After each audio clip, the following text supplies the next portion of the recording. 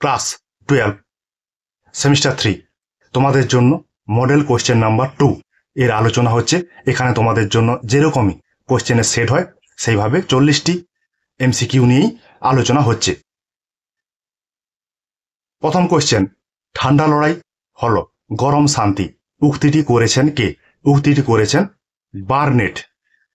অপশানগুলো দেখে নেবে, অপশানগুলো আর আমরা যাচ্ছি না, শুধুমাত্র অ্যান্সারই করছি। নিম্নলিখিত দেশগুলি কার অন্তর্ভুক্ত? এখানে দেশগুলোর নাম দেখবে, জার্মানি, ইতালি, স্পেন, জাপান। এটা দেখার পরে তোমরা অবশ্যই তার অপশানগুলো দেখবে, অপশানগুলো কি রয়েছে। তাহলে এই যে জার্মানি, ইতালি, স্পেন, জাপান, এই দেশগুলো কিন্তু অক্ষ শক্তির দেশ। যখন প্রথম বিশ্বযুদ্ধ হয়, যখন দ্বিতীয় বিশ্বযুদ্ধ হয়, তখন অক্ষ শক্তি এবং মিত্র শক্তির মধ্যে যুদ্ধ হয়েছিল। অক্ষ শক্তির মধ্যে এই জার্মানি, জাপান, ইতালি, স্পেন প্রভৃতি রাষ্ট্রগুলি ছিল। তাহলে এই দেশগুলি অক্ষ শক্তির দেশ। দ্বিমেরু কেন্দ্রিক রাজনীতি বলতে বোঝায়, দ্বিমেরু কেন্দ্রিক রাজনীতি বলতে কাকে বোঝায়? দ্বিমেরু। দ্বিতীয় বিশ্বযুদ্ধের পর সারা বিশ্বে সময়তান্ত্রিক এবং পুঁজিবাদী এই ধারণাকে কেন্দ্র করে সারা বিশ্বটা দুটি ভাগে বিভক্ত হয়ে গিয়েছিল। দেখো অপশানগুলো কোনটা হবে। এইখানে আমেরিকার নেতৃত্বাধীন পশ্চিমী রাষ্ট্রজোট এবং সোভিয়েত রাশিয়ার নেতৃত্বাধীন সময়তান্ত্রিক রাষ্ট্রজোট, এটা কিন্তু এখানের অ্যান্সার হবে। এটাই হচ্ছে দ্বিমেরু কেন্দ্রিক রাজনীতি। মূলত মনে রাখবে, সময়তান্ত্রিক জোট এবং পুঁজিবাদী জোটের কারণেই সারা বিশ্বটা দুটো ভাগে বিভক্ত হয়ে গিয়েছিল। সদ্যজাত সোভিয়েত ইউনিয়নকে আঁতুর ঘরেই ধ্বংস করার কথা বলেছিলেন কে? এখানে অপশনগুলো দেখবে।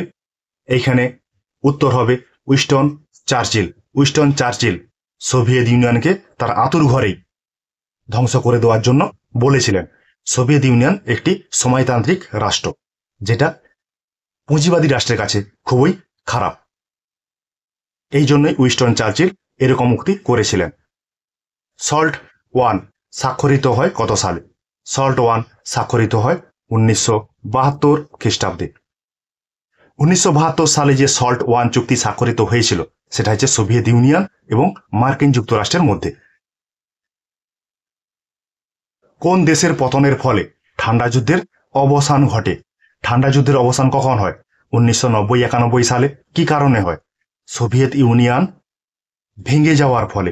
সোভিয়েত ইউনিয়ন থেকে ভেঙে 17টি স্বাধীন রাষ্ট্রের সৃষ্টি হয়। সেই সময় ঠান্ডা যুদ্ধের অবসান ঘটে। দেখো অপশানে আছে সোভিয়েত ইউনিয়ন। সাথে দাগে আছে 1954 সালের এপ্রিল মাসে স্বাক্ষরিত পঞ্চশীল নীতিগুলির মধ্যে রয়েছে।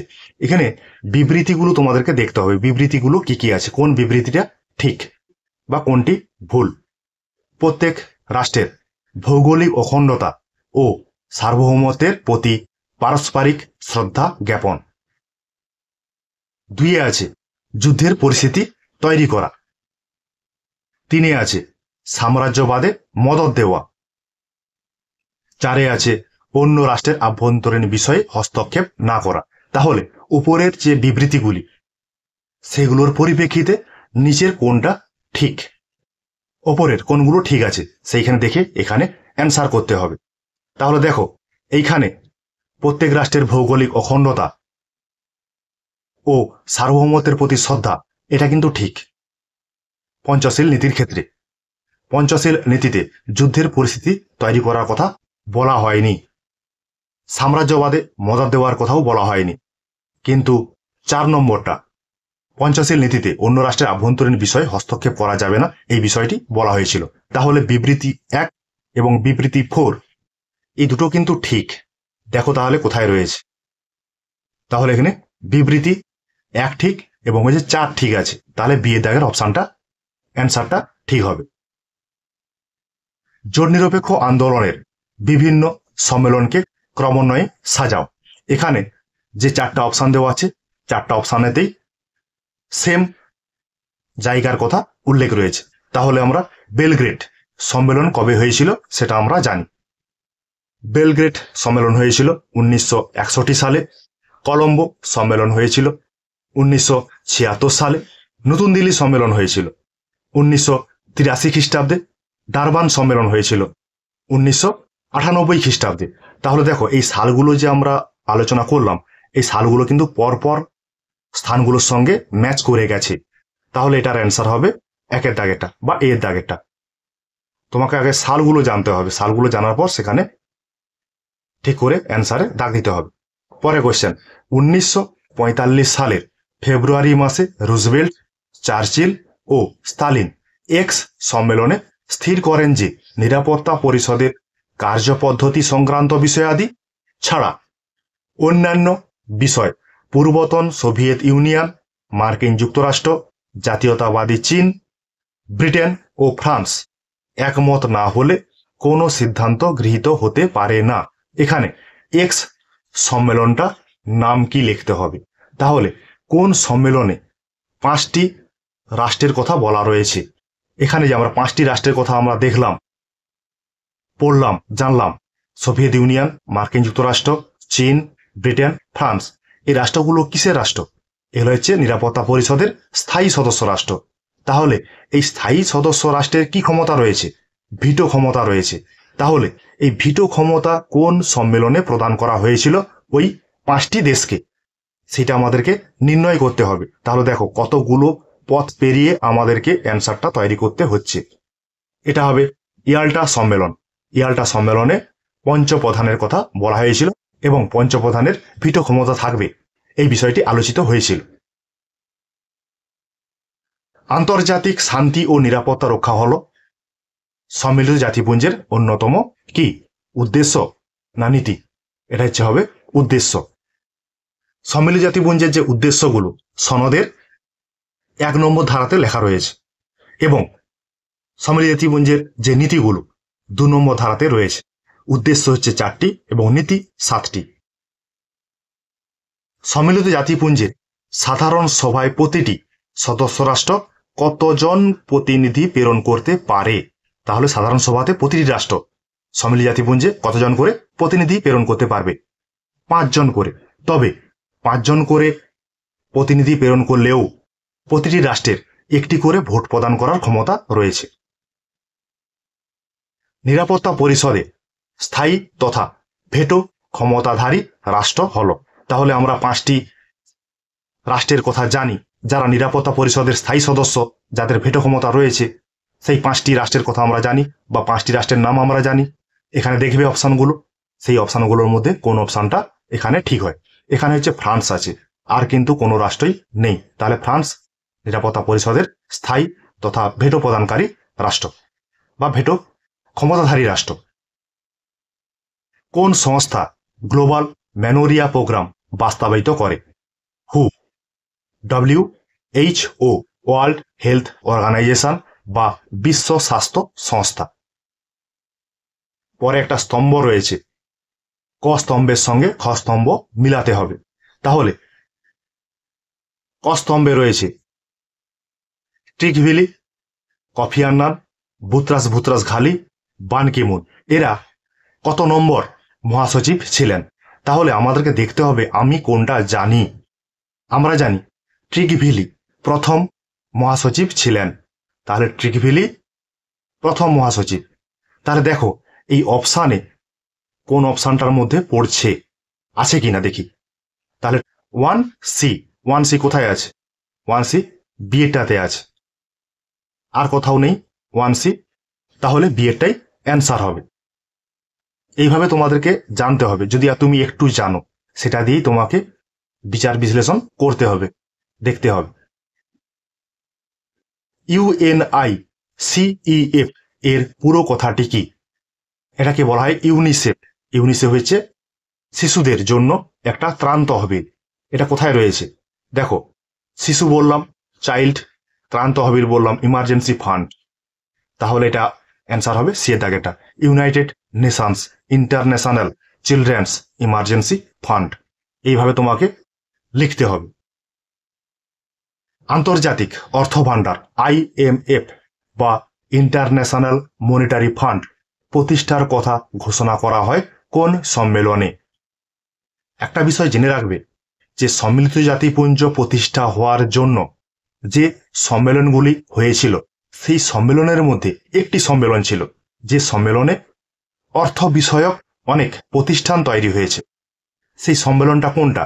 সেই সম্মেলনটা হচ্ছে ব্রেটেন উড সম্মেলন 1944 খ্রিস্টাব্দ। এই সম্মেলনে IMF প্রতিষ্ঠা করা হয়। 17 দাগেটা আছে বিবৃতি 1 এবং বিবৃতি 2। নিরাপত্তার অপ্রথাগত ধারণাগুলি সামরিক উদ্বেগের বাইরে প্রসারিত। বিবৃতি 2 এ আছে অপ্রথাগত নিরাপত্তার হুমকি মোকাবিলার প্রধান কৌশল হলো সহযোগিতা। তাহলে বিবৃতি 1 এবং বিবৃতি 2 ভালো করে লক্ষ্য করো। অপ্রথাগত নিরাপত্তাগুলো কোনগুলো? অপ্রথাগত নিরাপত্তা হচ্ছে তোমার পরিবেশ নিরাপত্তা, সন্ত্রাসবাদ, হুমকি, অভিবাসন, এই সবগুলো হচ্ছে অপ্রথাগত নিরাপত্তার অন্তর্ভুক্ত বিষয়। এগুলো কিন্তু সামরিক বাহিনী দিয়ে কোনোভাবেই আটকানো যায় না, যেটা আমরা MCQ প্রশ্নের আলোচনাতে বলেছিলাম।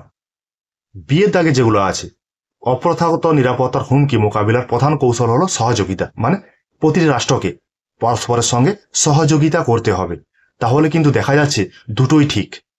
তাহলে দুটোই যদি ঠিক হয় তাহলে এখানে অ্যান্সার কোনটা হবে? এখানে অ্যান্সার হবে সি এর দাগেরটা বিবৃতি 1 এবং বিবৃতি 2 উভয়ই সত্য। মানব নিরাপত্তার ক্ষেত্রে গুরুত্বপূর্ণ অবদান রাখে কে? মাহবুব উল হক 1994 খ্রিস্টাব্দে তিনি তার মন্তব্য ব্যক্ত করেছিলেন যে মানুষের নিরাপত্তার অভাব রয়েছে, সেই নিরাপত্তার অভাব থেকে মানুষকে অবশ্যই রক্ষা করতে হবে। জৈবিক অস্ত্র সম্মেলন BWC অনুষ্ঠিত হয়েছিল কত সালে? জৈবিক সম্মেলন BWC অনুষ্ঠিত হয়েছিল 1972 খ্রিস্টাব্দে। তাহলে 1972 সালে আরেকটা কিন্তু ঘটনা হয়েছিল, সেটা কি? সল্ট 1 চুক্তি হয়েছিল সোভিয়েত রাশিয়া মার্কিন যুক্তরাষ্ট্রের সঙ্গে। এইভাবে তোমাদেরকে বিষয়গুলো মেমোরাইজ করতে হবে, যে একটা সাল দেখতে পাচ্ছি, এই সালে কি কি ঘটনা ঘটেছিল সেগুলো কিন্তু মেমোরাইজ করতে হবে। মেমোরাইজ করলে অবশ্যই সালগুলো পরপর মনে থাকবে। একটি আভ্যন্তরীণ অভিপ্রায়নের অন্যতম উদাহরণ, অভিপ্রায়ন বলতে অভিবাসন, আভ্যন্তরীণ অভিবাসনের একটি উদাহরণ এইভাবে জটিল শব্দে লেখা রয়েছে। তাহলে এর অ্যান্সার কি হবে? আভ্যন্তরীণ অভিবাসনটা কি? আভ্যন্তরীণ অভিবাসন হচ্ছে একটা রাষ্ট্রের মধ্যে, একটা দেশের মধ্যে একটা জনগণ যদি এক স্থান থেকে অন্য স্থানে গমন করে তাকে বলা হবে, স্বেচ্ছায় গমন করতে হবে অবশ্যই তাকে, তাহলে সেটা হবে আভ্যন্তরীণ অভিবাসন। এটা কোথায় রয়েছে? এটা তাহলে কোন অপশনটা হতে পারে? দেখো, এটা তাহলে গ্রামাঞ্চল থেকে শহরের দিকে ধাবিত হওয়া, মানে তুমি তোমার এলাকাতে কাজ পারছো না, সেই জন্য তুমি শহরের দিকে যাচ্ছ কাজের আশায়, কিছু পয়সা রোজগারের আশায়। গোলকীয় দারিদ্র শূন্যস্থান অন্যতম একটি উৎস। গোলকীয় দারিদ্র বলতে বিশ্ব দারিদ্র, বিশ্ব দারিদ্রতার একটি অন্যতম উৎস কি? অপ্রথাগত নিরাপত্তা। দারিদ্রতাও কিন্তু একটা অপ্রথাগত নিরাপত্তার অন্তর্ভুক্ত বিষয়। আমরা MCQতে এই দারিদ্রতা সম্পর্কে আলোচনা করেছি, বা আমাদের একটা আলোচনা রয়েছিল বিস্তারিত এই চ্যাপ্টারের উপরে, সেখানে গিয়েও তোমরা বিষয়টা দেখতে পারো। অপ্রথাগত নিরাপত্তার অন্তর্গত বিষয়গুলো কোনগুলো? 2020 সালে সারা বিশ্বে যে মহামারীর কারণে মানব বিপর্যয়ের সম্মুখীন হয়, মহামারীটির নাম কি? এটা আর বলার কিছু দরকার নেই, তোমরা সবাই জানো, COVID-19। পরিবেশগত নিরাপত্তার ক্ষেত্রে জলাভূমি সংক্রান্ত সম্মেলনটি হয়। জলাভূমি সংক্রান্ত বিষয়টা মনে রাখবে, জলাভূমি, জলাভূমি সংক্রান্ত যে সম্মেলনটি হয় সেটা হচ্ছে রামসার সম্মেলন। এই যে বিভিন্ন সম্মেলনগুলো হয়েছিল এক একটি বিষয়কে কেন্দ্র করে, সেই বিষয়গুলোর সঙ্গে সঙ্গে সম্মেলন অবশ্যই মনে রাখবে এবং তার সালটাকে মনে রাখবে। আনুষ্ঠানিকভাবে হায়দ্রাবাদের ভারত ভুক্তি হয়েছিল কত সালে? 1950 সালে। 1950 সালে হায়দ্রাবাদ আনুষ্ঠানিকভাবে ভারতের অন্তর্ভুক্ত হয়েছিল। ভারত যখন স্বাধীন হয় তখন দেশীয় রাজ্য কিছু ছিল এবং ব্রিটিশ শাসিত কিছু রাজ্য ছিল। ব্রিটিশ শাসিত রাজ্য তো স্বাধীন হয়ে গেছে, কিন্তু দেশীয় রাজ্যগুলো ভারতের মধ্যে অন্তর্ভুক্ত হয়নি। সেই সময় সর্দার বল্লভভাই প্যাটেলের নেতৃত্বে দেশীয় রাজ্যগুলোকে একত্রিত করার কাজ শুরু হয়। সেইখানের একটি ঘটনা, হায়দ্রাবাদ 1950 সালে ভারতের অন্তর্ভুক্ত হয়েছিল। হায়দ্রাবাদের যিনি নিজাম ছিলেন, সেই নিজাম ভারতের অন্তর্ভুক্ত হন। সংবিধানের কোন ধারা অনুযায়ী জম্মু ও কাশ্মীরকে বিশেষ মর্যাদা দেওয়া হয়েছিল? 370 নম্বর ধারাতে জম্মু কাশ্মীরের জন্য বিশেষ করে আলাদা ব্যবস্থা করে দেওয়া হয়েছিল। কিন্তু এই যে বিষয়টা, 370 নম্বর ধারাটি 2019 সালে বিলোপ ঘটানো হয়েছে। সেখানে জম্মু কাশ্মীরকে কেন্দ্রশাসিত অঞ্চলে পরিণত করা হয়েছে। তবে মনে রাখবে 370 নম্বর ধারাটি ভারতীয় সংবিধানে বর্তমানে আর নেই। রাজ্য পুনর্গঠন আইন প্রণীত হয় কত সালে? 1956 সালে রাজ্য পুনর্গঠন আইন প্রণীত হয়েছিল। 1953 সালে রাজ্য পুনর্গঠন আইন তৈরির জন্য একটা কমিটি গঠন করা হয়েছিল। সেই কমিটি তার বিভিন্ন প্রতিবেদন তৈরি করে এবং সেটা জমা দেয় 1956 সালে, এবং সেখান থেকেই রাজ্য পুনর্গঠন আইন তৈরি হয়। এই রাজ্য পুনর্গঠন আইনে 3 জন সদস্য ছিলেন। তারা কে কে? তারা হলেন ফজল আলী, কে এম পানিক্কর ও হৃদয়নাথ কঞ্জুর। তবে এই রাজ্য পুনর্গঠন আইনটাকে অনেকে ফজল আলী কমিশন নামেও জানে বা চিনে বা পরিচিত অনেকেই। ভাষার ভিত্তিতে রাজ্যসমূহের পুনর্গঠন সময়ের ক্রম অনুসারে সাজাও। এখানে অন্ধ্রপ্রদেশ দেওয়া আছে, গুজরাট দেওয়া আছে, কর্ণাটক দেওয়া আছে এবং তেলেঙ্গানা দেওয়া আছে। তবে তোমাদের একটা বিষয় মাথায় রাখতে হবে, যে তোমরা যদি জানো, একটুও যদি জানো, অন্ধ্রপ্রদেশ কিন্তু প্রথম ভাষার ভিত্তিতে গঠিত একটি রাজ্য। তাহলে দেখবে অপশানে যে অন্ধ্রপ্রদেশ 1 কোথায় রয়েছে, তাহলে এ, বি এবং সিতে কিন্তু প্রথমেই 1 রয়েছে। তাহলে একটা অপশান বাদ গেল, আর 3টি অপশান রয়েছে। তাহলে তোমাদের জানতে হবে শেষ যে ভাষার ভিত্তিতে রাজ্য পুনর্গঠন হয়েছিল সেই রাজ্যটা কোনটা। সেটা কিন্তু তেলেঙ্গানা 2014 সালে। তাহলে 4, তাহলে 4-এ থাকবে। কোথায় রয়েছে? এই অপশানটাতে রয়েছে। তাহলে আমার দুটো ম্যাচ হয়ে গেছে। তাহলে দুটো যদি ম্যাচ হয়ে যায় তাহলে অপশান হবে কি? বি এর দাগের অপশানটা। তবে এখানে বলে রাখি, অন্ধ্রপ্রদেশ 1953 খ্রিস্টাব্দ, গুজরাট 1960, কর্ণাটক 1973, তেলেঙ্গানা 2014। তবে কর্ণাটক 1960 সালে হলেও কর্ণাটকের তখন নাম ছিল মহীশূর। 1973 সালে এসে তার নাম পরিবর্তন করা হয় কর্ণাটক। ওই জন্য এটা 1973 সাল ধরতে হবে। এইভাবে সাল অনুসারে ক্রম অনুযায়ী সাজাতে হবে। তাহলে প্রথম যে ট্রিকটা বললাম এটাও কিন্তু তোমরা অ্যাপ্লাই করতে পারো। রাজ্য পুনর্গঠন কমিশন কত সালে গঠিত হয়েছিল? 1953 খ্রিস্টাব্দে রাজ্য পুনর্গঠন কমিশন গঠিত হয়েছিল।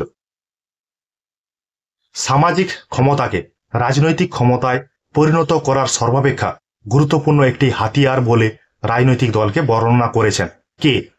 সামাজিক ক্ষমতাটাকে রাজনৈতিক ক্ষমতা হিসাবে ব্যবহার করে বা হাতিয়ার হিসাবে ব্যবহার করে, সেটা কে কে বলেছেন?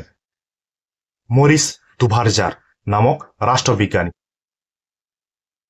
কেবল রাজনৈতিক দল গঠন করতে পারে। কারা রাজনৈতিক দল গঠন করতে পারে একটা দেশে? শুধুমাত্র নাগরিক, যারা শুধুমাত্র ভোট দিতে পারে, তারাই একমাত্র রাজনৈতিক দল গঠন করতে পারে। ভারতের রাজনৈতিক দলগুলিকে কত ভাগে ভাগ করা হয়? ভারতের রাজনৈতিক দলগুলোকে 3 ভাগে ভাগ করা হয়। কি কি? জাতীয় দল, আঞ্চলিক দল এবং অন্যান্য দল। এই 3 ভাগে রাজনৈতিক দলগুলোকে ভাগ করা হয় ভারতের ক্ষেত্রে। ভারতের ব্যক্তিকেন্দ্রিক রাজনৈতিক দল, ব্যক্তিকেন্দ্রিক বলতে আমরা সেই রাজনৈতিক দলটাকে চিনি কোনো ব্যক্তির নাম অনুসারে, বা সেই ব্যক্তিটাকে দেখলেই তার রাজনৈতিক দলের কথা মনে পড়ে যায়, এরকম একটা রাজনৈতিক দল। সেটাকে জাতীয় কংগ্রেস। জাতীয় কংগ্রেস ছিল এক সময় ইন্দিরা গান্ধী। ইন্দিরা গান্ধীর নাম অনুসারেই জাতীয় কংগ্রেস পরিচালিত হতো। রাজীব গান্ধীর সময়ে একই ব্যাপার। বর্তমান দিনে আছে রাহুল গান্ধী। কিন্তু আমাদের পশ্চিমবঙ্গের ক্ষেত্রে টিএমসি, যেটা আমরা কিন্তু মমতা ব্যানার্জিকে দেখলেই আমরা তার দলটাকে চিনতে পারি বা জানতে পারি যে টিএমসি মানে মমতা ব্যানার্জি। ভারতে প্রথম আঞ্চলিক দলের নাম, ভারতের প্রথম আঞ্চলিক দল হচ্ছে ডিএমকে। যেটা হচ্ছে ভাষার ভিত্তিতে গড়ে উঠেছিল। এই ভাষার ভিত্তিতে গড়ে ওঠা প্রথম রাজনৈতিক দল হচ্ছে ডিএমকে, দ্রাবিড় মুন্নেত্রা কাজাগাম। তারপরেই ডিএমকে থেকে বেরিয়ে এসে AIADMK তৈরি হয়, অল ইন্ডিয়া আন্না দ্রাবিড় মুন্নেত্রা কাজাগাম। এই ডিএমকে দলটি তৈরি হয়েছিল 1949 খ্রিস্টাব্দে। ভারত নেপাল যাত্রার জন্য ভারত গৌরব ট্রেন উদ্বোধন করা হয় কত সালে?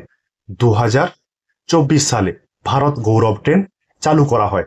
এই ভারত গৌরব ট্রেনটি ভারতের এবং নেপালের যেসব প্রসিদ্ধ তীর্থক্ষেত্র রয়েছে সেইগুলোকে দেখানোর জন্যই এই ট্রেনটি চালু করা হয়েছিল, ভারতের সঙ্গে নেপালের যোগাযোগ বৃদ্ধি করার জন্য বা বন্ধুত্ব স্থাপন করার জন্য। ভারত মালদ্বীপ স্বাক্ষরিত সর্বশেষ চুক্তিটা কোনটা? এটা হচ্ছে হবে কারেন্সি সোয়াপ এগ্রিমেন্ট। এটাই ছিল ভারত ও মালদ্বীপের সঙ্গে স্বাক্ষরিত সর্বশেষ চুক্তি।